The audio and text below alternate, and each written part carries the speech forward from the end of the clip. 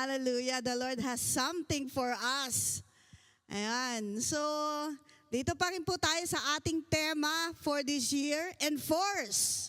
No? Enforce. Alam niyo, pag naririnig ko yung enforce, parang pinupush tayo, no? Pinapalakas tayo ng Panginoon para maka-proceed, maka-go on, no? Para maka-go on. Ayan. So, today I'll be sharing about enforce His plan. So, nilagyan ko ng title. Bakit nawala yung title? Nilagyan ko ng title, Wanted Workers. Ayan, Wanted Workers. Sa Matthew chapter 9, verses 35 to 39, yan po yung ating text. So, basahin ko po ang ating pong text. Ang sabi niya dito sa Matthew 9 verses 35 to 39, sabi niya dito, Jesus went through all the towns and villages, teaching in their synagogues, proclaiming the good news of the kingdom and healing every disease and sickness. When he saw the crowds, he had compassion on them because they were harassed and helpless, like sheep without a shepherd.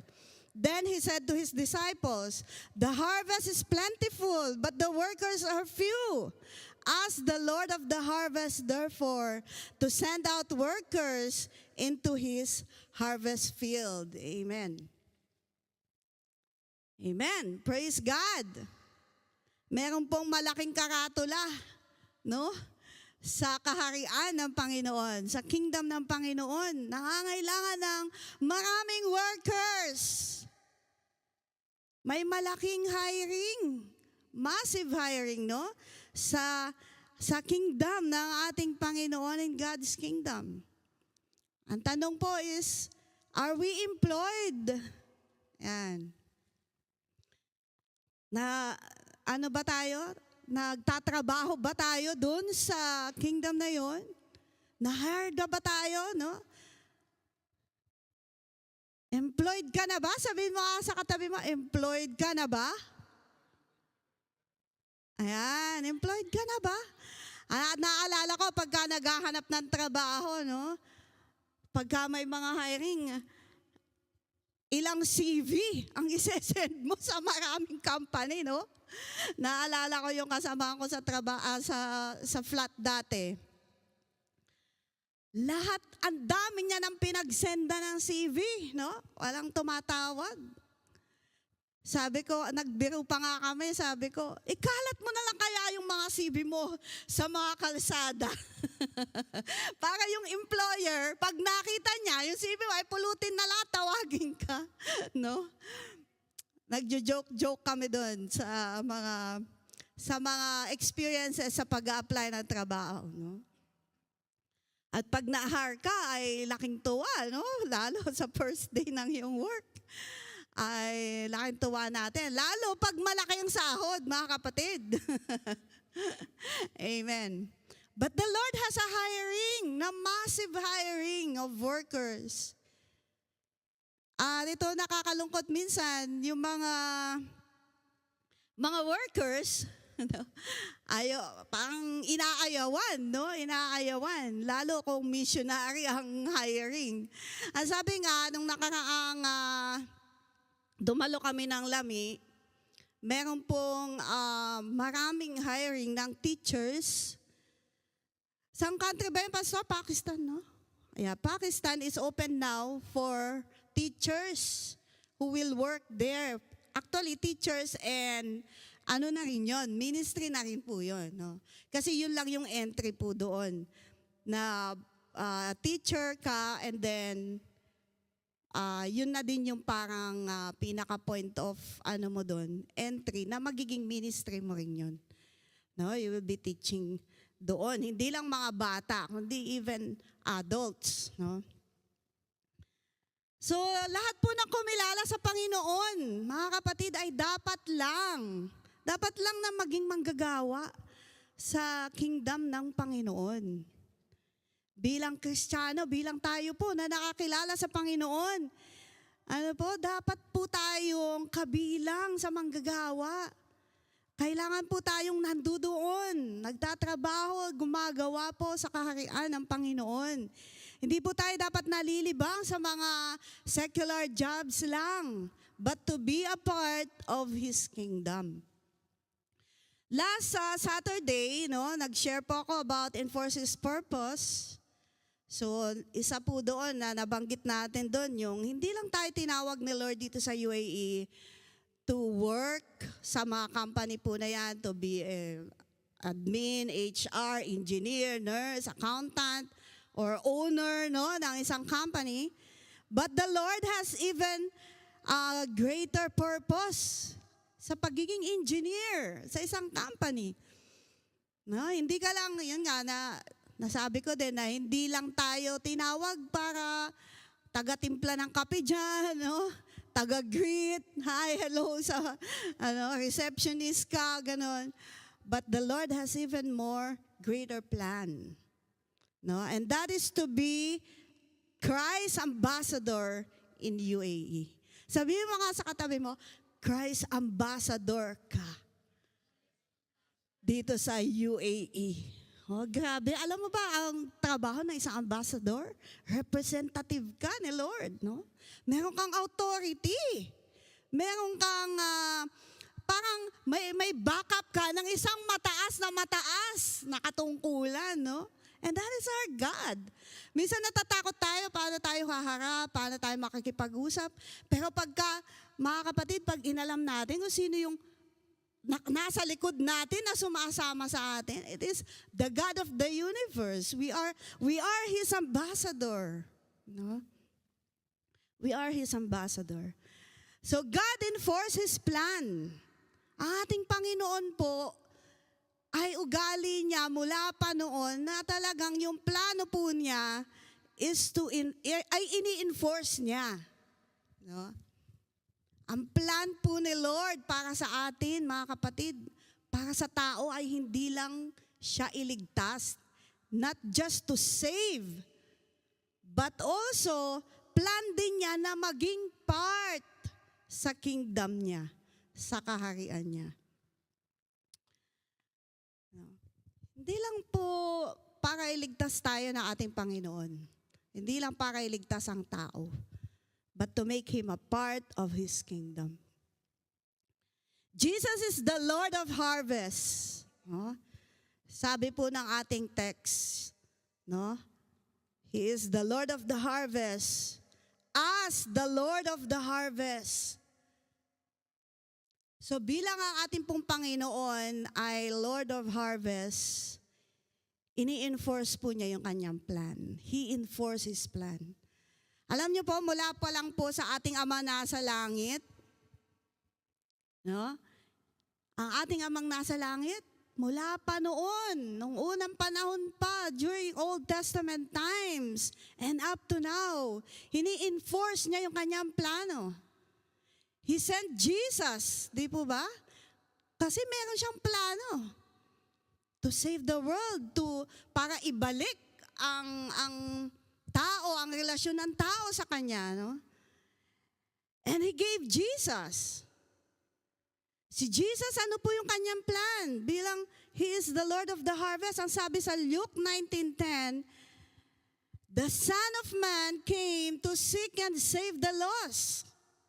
Ito yung plan ng ating Panginoong Jesus, kaya siya naparito to seek and save the lost. And then, He gave His mandate sa Matthew 28:19-20. Sabi niya, therefore go and make disciples of all nations, baptizing them, teaching them everything I have commanded you. So, noon pa hanggang ngayon, mga kapatid, ito po yung plan ng Panginoon. At itong plan po niya na to, hindi dapat po na-stop. Yan nga po yung last Sunday, senior ni Pastor Jess, yung purpose ng Panginoon, yung plan ng Panginoon ay hindi dapat na-stop sa atin. It must be enforced, nagpapatuloy hanggang sa kanyang muling pagbabalik. Kaya tayo po bilang mga mananampalataya, dapat hindi po tayo tatamlay-tamlay sa ating paglilingkod. Hindi tayo dapat, minsan mataas energy, minsan mababang energy. But to keep our zealousness in ministry, in serving the Lord. And bilang siya ang ating pong Lord of Harvest, He is looking for workers. At alam niyo po ba, bilang siya ang Lord of Harvest, siya po ay naghahanap ng resulta sa atin. Siya ay naghahanap ng, nagdi-demand siya sa atin bilang mga disciples niya, bilang mga tagasunod ng Panginoon. The Lord is looking for result. He demands results.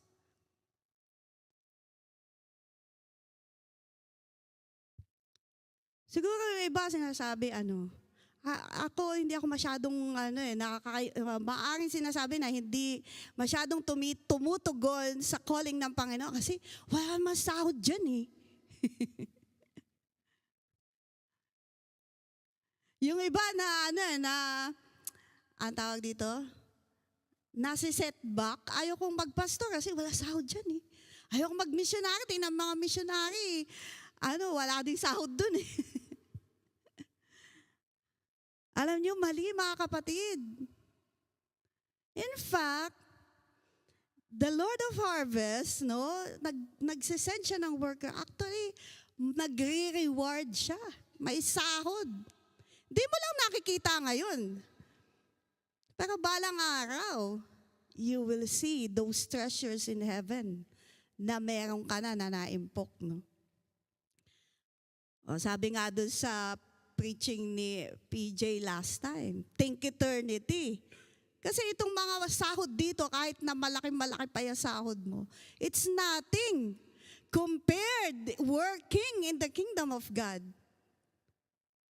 Kahit na 100,000 pa ang sahod mo dito, it's nothing, mga kapatid, compared sa reward ng serving the Lord. And the greatest profession is not to be a CEO or owner ng company dito, but the greatest profession is to serve. Is to serve the real master. Is to serve our God. Yun po yung greatest calling, mga kapatid. Yun po yung pinaka-rewarding. Sino po dito wala pang trabaho, naghahanap ng trabaho? Ang dami pong hiring sa kingdom ng Panginoon.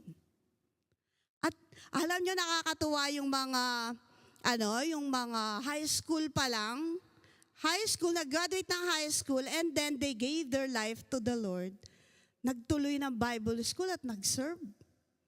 Wow! Mga kapatid, that is wow! Hindi ko naman po sinasabing magsipag-resign na po kayo at pumunta doon. What I mean, mga kapatid, even if you are in that company, you can serve as Christ ambassador sa ating pong mga company pinapasukan.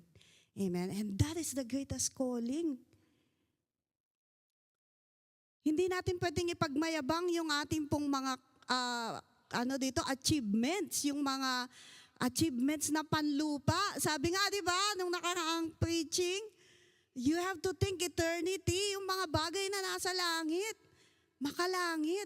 Actually, wala naman pong masama din that we are receiving promotions, maganda po yan bilang mananampalataya. That is also, testimony din na ikaw ay nagiging employee of the month, employee of the year, mga ganon, Praise God, glory to God. Pero pinakamagandang mapipresent natin sa Panginoon ay yung pong ating mga nagagawa sa Kanyang kaharian. Amen? God is enforce His plan. Nag-i-enforce siya na mga plano niya sa iyo at sa akin. Natanong mo na ba yun sa Panginoon? Lord, ano po ang plano mo sa aking buhay? Ito lang ba ako? Routine na ganito? But do you have other plan for me, Lord? Ano po yung plan mo sa aking buhay. Alam nyo, dito sa UAE, dito tayo, no? Mga nagtatrabaho dito. Makikita na natin ang mga talented people. May mga gifted, no? Ang galing magsalita, ang galing makirelate sa tao, no? Marami pong paraan para tayo po ay magamit sa Panginoon. So, the Lord of Harvest is looking for number one. He is looking for workers that will go to the field. Or workers that will work in the field. Naghahanap ang Panginoon bilang siya ang Lord of Harvest. Naghahanap siya ng mga workers na magtatrabaho sa field.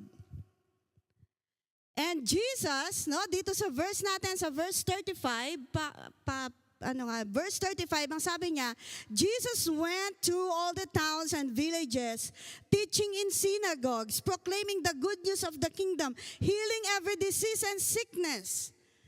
Si Jesus po mismo was going, no? Nag-go siya.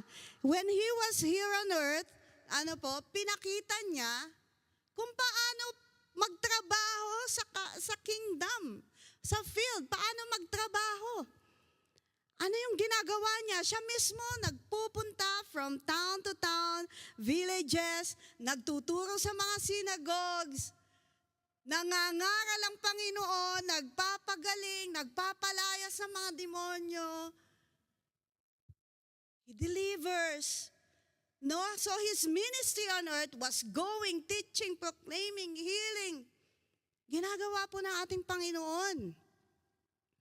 So, nung ibigay niya sa atin yung Great Commission, go into the whole world or go, diba? To all nations,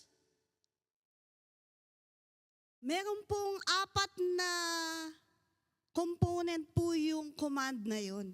Hindi lang para mag-evangelize. O, nag-go na ako, mag-evangelize ako, mag-share ako. Hindi po natatapos doon. Kundi, ito po ay merong kasamang discipleship or disciple making. So kasama po yan, evangelism, that is going, making disciples, baptism, teaching, nangangalaga-alagaan po yung mga na we win natin sa Panginoon. So hindi po, wala ding saysay yung may 10,000 tumanggap sa Panginoon, but after nilang tumanggap nitong 10,000, what is next? Kailangan po yun ay aalagaan, kaya nga kulang na kulang talaga sa worker. Kung merong massive evangelism na ganon, talagang kulang ng workers. So Jesus ministered to people's needs and prayed. He ministered to people's spiritual and physical needs. He showed what it means to serve. Naglingkod ang Panginoon. Naglingkod po siya, nandito siya. So ministry means service. And every Christian is called to serve. Sabi ng 1 Peter chapter 2 verse 9, but you are a chosen generation, a royal priesthood, a holy nation, His own special people, so that you may proclaim the praises of Him who called you out of darkness into His marvelous light. Mga kapatid, nakakilala tayo sa Panginoon, tinawag tayo ng Panginoon, ibinilang na Kanya. Ibinilang tayo na Kanyang pinili. At ang sabi po dito, we are priesthood, royal priesthood. Meron po tayong mga tungkulin na gagampanin. Ano po? And that is to proclaim the praises of Him who called us out of darkness. Ang sabi din po ng Ephesians 2 verse 10, we are His workmanship, created in Christ Jesus for good works. Tayo ay nilikha before pa, noon pa. Bago likhain ang sanlibutan, the Lord already predestined us, mga kapatid, para gumawa ng mabubuting bagay which God prepared beforehand. And we should walk in them. Mga kapatid, the Lord is looking for workers who will work in the field. We need to go, we need to work just like how Jesus did.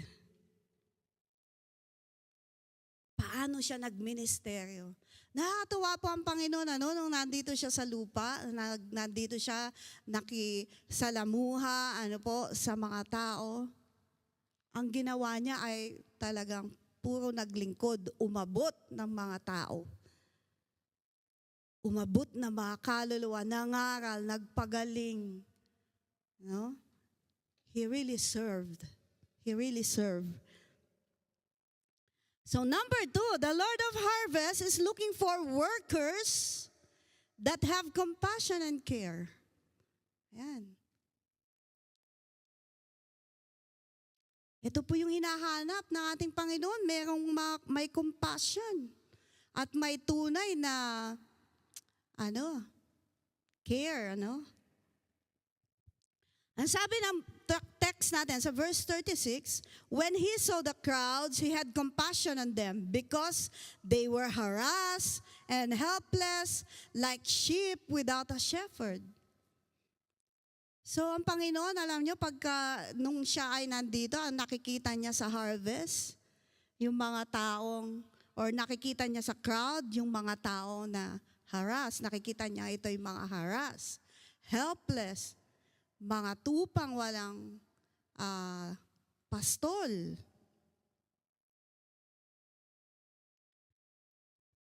No, nagmi-ministry po ang ating Panginoon dito sa lupa. Many people, crowds, talagang nilalapitan ng Panginoon. Sinusundan nila ang Panginoon. Bakit po?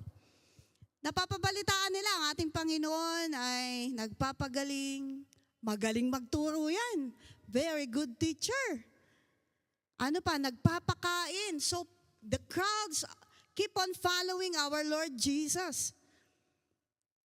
And then one day, makikita natin yung isang eksena sa Matthew chapter 14, 5,000 people, gathered. Sinusundan-sundan ng Panginoon. And then after nagturo ng Panginoon, inabutan na ng tanghalian.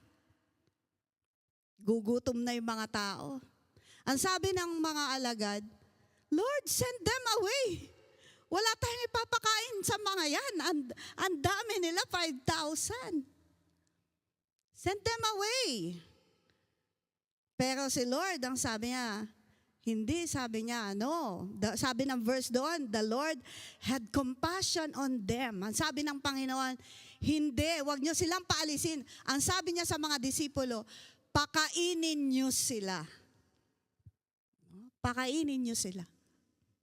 Biglang na problema yung mga disipulo, 5,000. Saan kami kukuha na ipapakain? Saan kukuha na ipapakain, Panginoon? 5,000. Saan tayo pupuntang tindahan para bumili ng ganyang karaming pagkain? But bilang Lord of Harvest, He is demanding us, His disciples, to feed those people, to feed those harassed and helpless people. Feed them. Ang sabi ng Panginoon, feed them.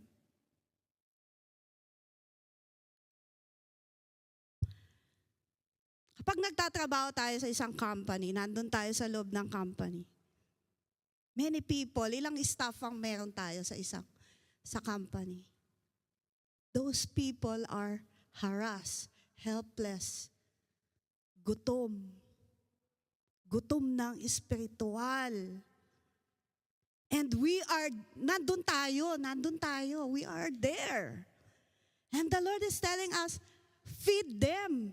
Don't send them away, feed them. Grabe, mga kapatid. The Lord is looking for workers who have compassion and true care for people. So, Jesus saw the lost people as harassed. Anong ibig sabihin po niyan? Or distress. Ang ibig po sabihin niyan ay troubled. Mga tao na may mga problema na hindi nila kakayanin nang wala silang Kristo. Ang hirap kaya mabuhay nang walang Kristo.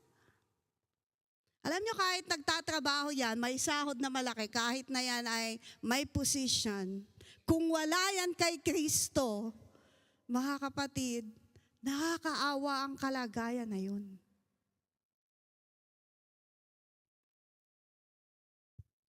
Kaya yung amo natin, di ba, kung ikaw may amo ka, palagi mong nakakausap, kahit na yan ay nasa position, manager siya, may mataas na sahod, kung wala yan kay Kristo, nakakaawang kalagayan po yan. Mga kapatid. At dahil sa araw-araw na ginawa ng iyong buhay, na ginawa ng Diyos ang iyong buhay, everyday pagising mong umaga, papasok ka sa company, makakaharap mo ang iyong amo, 8 hours, everyday, 8 hours. At hindi mo man lang naibahagi si Jesus. Darating ang araw matatandaan ka niyan, hindi mo man lang binanggit ang Panginoon. How many years you've been working in a company? 8 hours every day. Ang amo mo lagi mong kausap. Ito po yung paper, ito po yung document for your signature, boss, for your approval, boss. Ito po yung email, ito po yung ano. Ang daming mga every day. But have you ever had that moment na sabihin mo sa amo mo ang patungkol kay Jesus? Kahit na yan ay malaking sahod, loaded, that person is loaded with problems kung wala siya sa Panginoon. Sana yun po yung nararamdaman natin, mga kapatid. A worker who have compassion and true care for the lost. Ganyan po yung ating Panginoon nung nandito siya sa lupa. So He demands the same for His disciples. Feed them. Don't send them away. But feed them. You have the bread of life. Meron kang pwedeng ibigay sa Kanya. You have the bread of life. You can share the bread of life to your coworkers and even to your boss. Sabi ng verse natin sa 36, Jesus saw them helpless. Dispirited, sabi sa ibang mga version. Helpless. The word helpless means downcast or thrown down. Helpless, forsaken, condition ng people who are lost in sin without the Savior. Ganyan ang pakiramdam ng isang wala kay Kristo, helpless. Dispirited. Outwardly may look calm, mukha siyang masaya, mukha siyang comfortable because he can buy mga magagandang mga damit or things, bag, shoes. But sabi nga, pwede siya maging successful in terms of secular or worldly terms, but he is inwardly helpless. Ang sabi sa Ephesians chapter 2 verse 12, sabi niya, remember at the time you were separate from Christ, excluded from citizenship in Israel and foreigners, and foreigners to the covenant of the promise. Sabi niya, alalahanin mo yung panahon na wala ka kay Kristo. Ang sabi ng verse 12 ng Ephesians 2, ikaw ay without hope and without God in the world. Alalahanin natin yung panahon na wala tayo kay Kristo. We are helpless. We are hopeless. Without God, living in the world without God. Ang hirap po ng sitwasyon na yan. And then the Lord saw them as sheep without a shepherd. Sabi niya, sila ay parang mga tupa na walang pastol. Alam niyo po ba gaano kahirap ang isang tupa na walang pastol? Ligaw, wala kang patutunguhan. walang nangangalaga, walang Panginoon.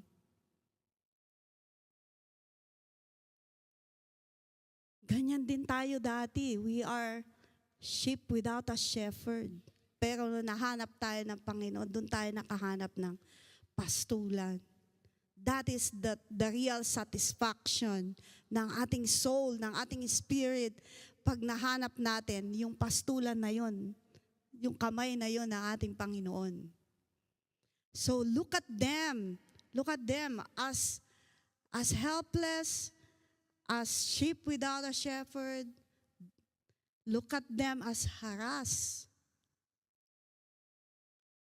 So sana ganito din natin sila makita. So the Lord is looking for workers who truly have compassion and care.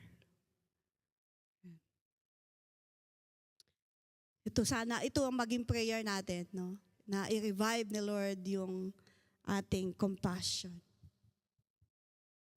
Ang ganda ng isang kanta, no? Sabi niya, Spirit, touch your church. Steer the hearts of men. Revive us, Lord, with your passion once again. I want to care for others like Jesus cares for me. Let your rain fall upon me. Ulitin ko, parang gandang awit. Sabayan niyo ako pag alam niyo. Spirit, touch your church. Steer the hearts of men. Revive us, Lord, with your passion once again. I want to care for others like Jesus cares for me. Let your rain fall upon me. Amen. Ito yung hinahanap ng Panginoon, mga kapatid, sa panahon ngayon. Workers who truly have compassion and care. Baka nawawala na tayo dun sa ganun. Kaya minsan lumilipas na lang yung mga araw natin, pumapasok in a routine. Wala tayong nagagawa. Lumilipas na naman ang March. Nangangalahati na naman. Ang bilis ng panahon. Darating ang araw, nandun na lang tayo. Dumating na ang Panginoon. No. Number 3, the Lord of harvest is looking for workers that will pray for the harvest. Sabi ng verse 38, ask the Lord of harvest, therefore, to send out workers into His harvest field. Naghahanap ang Panginoon ng mga prayerful workers, mga worker na laging nananalangin for the harvest.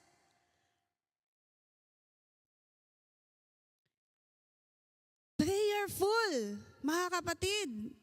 Maliban po dun sa ating Tuesday prayer, dapat meron pa tayong mga prayer talaga na personal prayer na kausap, personal ang ating Panginoon. So Jesus saw the great harvest of lost people. Kapag dinudumog siya ng mga crowd, nakikita niya yung great harvest. Ang dami ng mga to, ang daming tao, ang dami pang mga taong nangangailangan ng kaligtasan. Kaya sinabi ng Panginoon, the harvest is truly plentiful. And then sinabi niya sa kanyang mga alagad, sa John 4:35, ang sabi niya sa mga disciples, lift up your eyes, look on the field, they are white for harvest. Lift up your eyes. Mga alagad, lift up your eyes. Look at the fields. They are white for harvest. In Luke chapter 10, verse 1 to 2, sabi niya doon, sabi niya, the Lord appointed 72 na mga disciples. Sinend niya to, dalawa-dalawa, 2 by 2 ahead of Him. Sinend niya to mga to every town and place where He was about to go. Pero habang sinesend ng Panginoon itong mga 2 by 2 na disciples, nakita ng Panginoon, kulang pa rin ang worker. Kulang. Kasi ang nakikita ng Panginoon, the harvest is truly plentiful. Napakarami. And this is true, mga kapatid. Up to now, still need workers. So, sabi ng Panginoon, sa kanya mga alagad, sa mga workers, pray for more workers in the harvest field. Sabi niya, the harvest is plentiful, but the workers are few. Nakakalungkot po yung calling ng Panginoon. 2,000 years ago, calling na niya ito. Hanggang ngayon, ito pa rin po yung calling. Kasi kukunti pa rin po yung tumutugon. Kahit po tayong lahat ay pumunta sa field, pumunta magtrabaho, gumawa sa Panginoon, still few pa rin ang mga workers sa dami po ng mga kailangan po or sa laki ng harvest or the crowd who needs Jesus.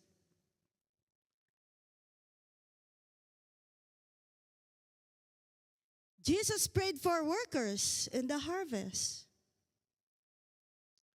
And He asked us to pray for more workers. Alam niyo, sabi ng Panginoon, ask the Lord of the harvest to send out workers. Alam niyo mga kapatid, the more we pray for more workers, lalo tayong namumove to be a worker. Tayo, pag nag-pray tayo ng worker, later on, ang result, you are praying for yourself. Actually, you are the worker. You are the worker. No? Meron po tayong ilang mga missionaries, no? Actually, hindi pa siya missionary, no? Hindi ko na babanggitin yung name. Hindi pa siya missionary noon. Nag-attend siya ng isang conference sa mission, and then pinakita doon yung mga needs, no, ng mga places where mostly needed ng worker. So, nagkaroon siya ng heart na mag-pray sa Passion. No? So, araw-araw daw, ginagawa niya, sa gabi-gabi nananalangin siya sa Lord. Lagi hindi niya kinakalimutan manalangin sa mga Passion people. Alam niyo, ang ending mga kapatid, siya ay kinausap ni Lord to go to the Passion people at mag-mission doon. So I think ito yung kailangan natin, mga kapatid, to pray. To pray hard for these people.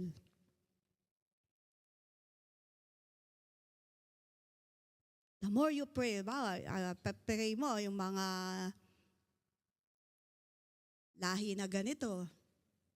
Then the Lord, naalala ko yung ating SMS, no?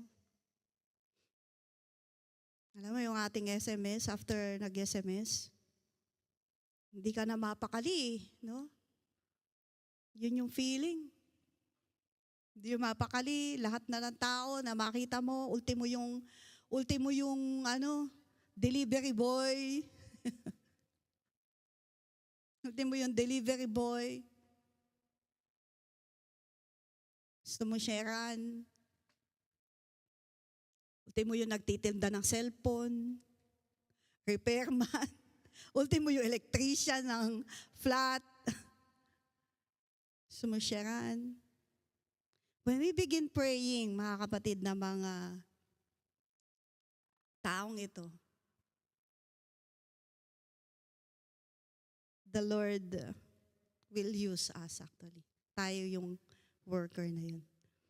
Tayo na rin yung worker na yun. So, kailan po tayo kikilos? Kapatid, ang bilis ng andar. Ang bilis ng andar ng time. No? So, Jesus actually already prayed for you. 2,000 years ago pa, pinanalangin ka na ng Panginoon na maging worker sa field niya. Sabihin mo sa katabi mo, natulog na yata. Mamaya pa yung kasal. Sabi mo sa katabi mo, 2,000 years ago, pinanalangin ka na ng Panginoon. Dati pa, na maging worker ka sa kingdom ng Panginoon. Amen? Alam niyo po, tayo bilang mga manampalataya, hindi lang po tayo tinawag ng Panginoon para umattend, umuwi, ganun-ganun, no? Attend, uwi, no? Nakakatuwa kanina, na-remind po ako dyan, dun sa pababa kami ng lift, meron kami nakasakay sa lift na kulot-kulot yung buhok, maitim yung balat. Iniisip ko, Ethiopian. So tinanong ko, sabi ko, where are you from? Sabi niya, Zimbabwe. Sabi niya, na-remind ako sa Zimbabwe. Mga kapatid, hindi lang tayo tinawag ng Panginoon na maging taga-Zimbabwe. Hindi tayo tinawag dyan. Tinawag po tayo ng Panginoon na maging trabahador sa kingdom ng Panginoon. Nakakatuwa ang mga Ethiopian. Lahat po halos yata na nakakasakay namin na mga Ethiopian ay Christian. No? Nakakatuwa. Na-fulfilled yung kanila pong tawag, no? Dun sa ministry ni Philip. Hanggang ngayon, ano po, yung resulta ng ministeryo ni Philip hanggang ngayon, sa daming mga naging Christian na mga Ethiopian. Praise God. Nasa Bible sila. Praise God, ano po. And so, hindi lang po tayo tinawag ng Panginoon para pumasok sa simbahan, maging attender lang, pa-attend lang. Hindi. God has even greater plan sa ating pong mga buhay. Amen? Wala na nag-amen. Ayaw na nilang mag-amen. Amen. Sige, ayan na. Conclusion na. Praise God. Ayan. Sabi po dito, God enforces plan. Ano po yung plan ng Panginoon? His plan for the world is to save the world. And His plan for you is to be in partnership with Him in saving the world. Yan po yung plano ng Panginoon sa atin. Pangalawa, get involved, pray, and be a part of the harvest. Pwede kang maging harvester or you can do the work of an evangelist there. You can be disciple maker or disciple making. Ano ba yan? Bahala na nga kayo dyan. You can be a teacher. You can be a teacher. No? You can be in partner with God. You can be support. Ang daming trabaho po sa kingdom ng Panginoon.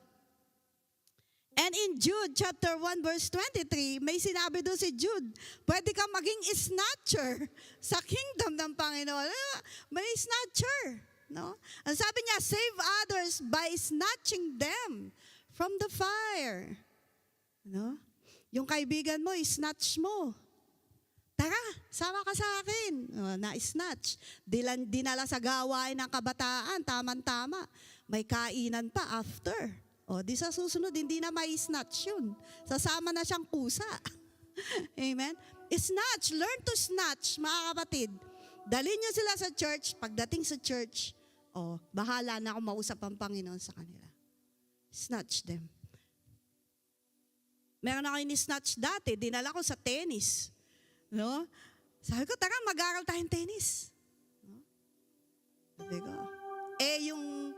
doon sa tennis, andun yung pastor na nagtuturo ng tennis, evangelist yung pastor, di na nakatanggap siya sa Panginoon. Diba? Nakakilala siya sa Panginoon. Snatch them. Number 3, the Lord, ang Panginoon, mga kapatid, is counting on us. Ini-expect niya po ito sa atin. Hanggang sa kanyang muling pagbabalik. No? To be a part in His kingdom, to be in partnership with Him in saving the world.